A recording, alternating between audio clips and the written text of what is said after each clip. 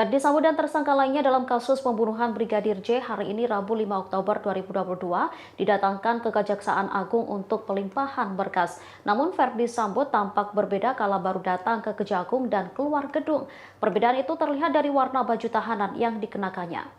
Diketahui Verdi Sambo dan Putri Candrawati tiba di Kejagung sekira pukul 11.42 menit waktu Indonesia Barat. Mereka pun tampak dikawal ketat dengan personel Brimob dan pengamanan dalam atau Pamdal Kejagung. Keduanya terlihat mengenakan baju tahanan oranye bertuliskan tahanan di belakangnya.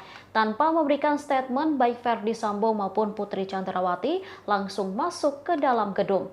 Namun saat hendak keluar dari gedung, pakaian yang dikenakannya berbeda. Yang semula berwarna oranye kini berubah menjadi merah.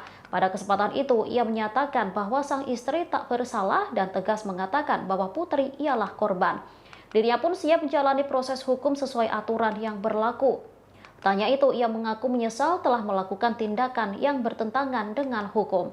Ia lantas meminta maaf kepada pihak-pihak yang dirugikan atas kasus tersebut. Saya lakukan semua ini karena kecintaan saya pada istri saya. Saya tidak tahu bahasa apa yang dapat saya mengungkapkan perasaan, emosi, dan amarah akibat peristiwa yang terjadi di Magelang. Kabar yang saya terima sangat menghancurkan hati saya.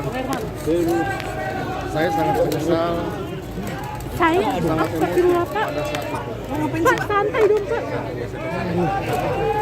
Saya siap untuk menjalani semua proses hukum. Istri saya tidak bersalah. Bapak saya pegang. Tidak melakukan apa-apa, justru menjadi korban.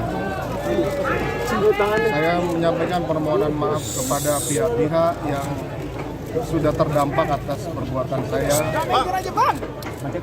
termasuk Bapak dan Ibu dari Joshua.